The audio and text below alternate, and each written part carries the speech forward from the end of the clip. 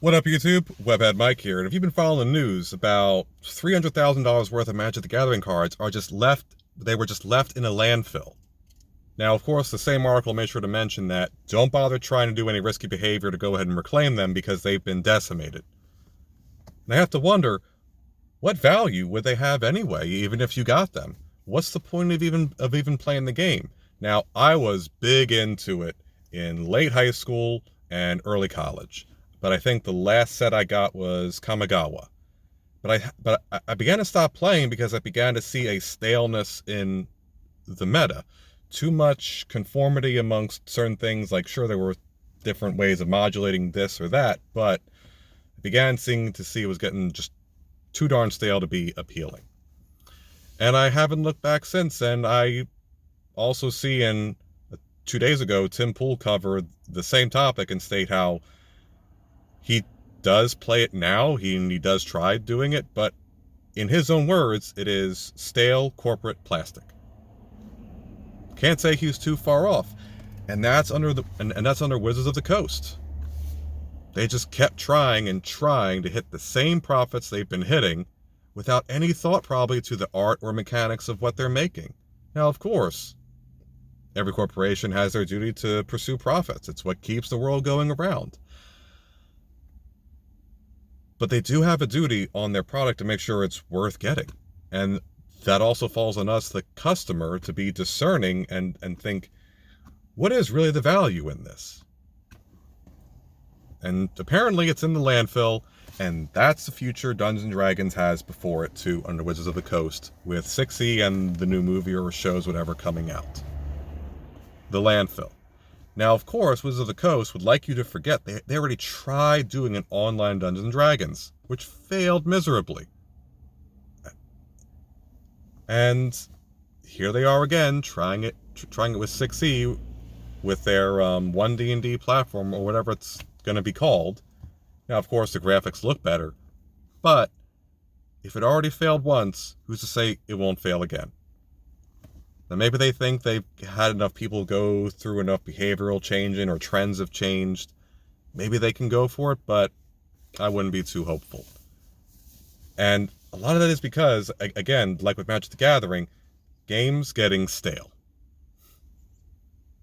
There's too much emphasis on no archetypes, no fantasy elements, mechanics being out of balance. So in the 1D&D playtest, which is now going to be 6e, they said the races can have any different types of ability scores wherever they want, which effectively means a goblin or a kobold is as strong as a human, dragonborn, or Goliath, which is ludicrous. And then, of course, that an orc or a bugbear can be just as smart as a human, gnome, or elf, which is also ludicrous. But they don't care. They want the players to make sure that they can do whatever they want with their precious little snowflake of a character. Now think about back in a time when I wasn't around for it, when D&D was metal. But I am aware that it was metal, and I try to keep those elements alive whenever I do a role-playing session. These archetypes matter because it helps everyone keep an idea of what these things are when they go into things. Like, again, Goliaths are taller than your average man, and therefore stronger than your average man. Just makes sense. The one spot where you get around that is when you get to humans, and that's because we offer a wide array of variabilities that you can have a diverse range when it comes to humans, and it perfectly fits. And you allow that for any other race, well, then they're just gray globs of glue that are just skin suiting everything. They just might or might not have dark vision or some other feature.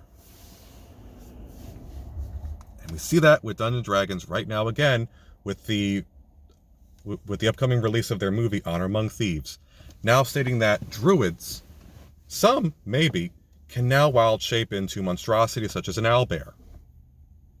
They are breaking the canon. They are breaking the mechanics for the sake of accessibility. That will be the death knell of this.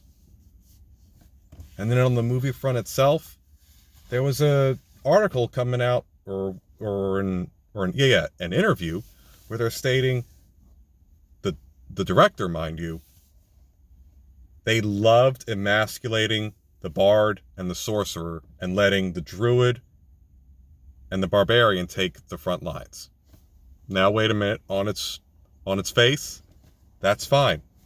The bard should be control and support.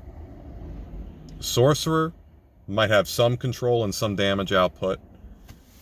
The barbarian, have at the front lines. So long as you're raging, you have resistance to incoming damage, and you deal bonus damage.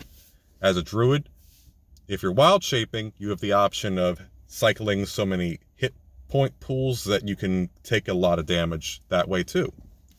Fine and dandy. Now, I do have to wonder what the Paladin actor was signing on for. Like, did he know? Because Smith Jr., he's been at this a long time. He might know what to expect. Chris Pine, he definitely knows what to expect. He's been around long enough. He knows what Hollywood thinks about the average modern man. Oh man, but the Paladin, one of my favorite classes. I'm sad to think about what he might have to endure in this role. But, and then another thing, like I said, the Druid wild shaping, it has now been re-edited for 6E's playtesting that you just become a beast with stats. You don't have to learn how a snake is different from an elk or how a boar is different from a bull. You can just become a thing.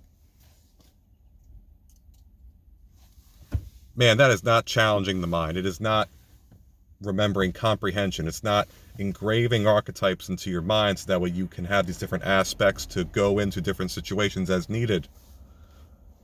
But hey, I didn't want to see it go into the landfill, but this is the route they have decided to go upon in Wizards of the Coast. That's just my thoughts. Let me know what you think in the comments down below. I thank you for your time. Please consider hitting the like button. And until next time, Webhead Mike, out.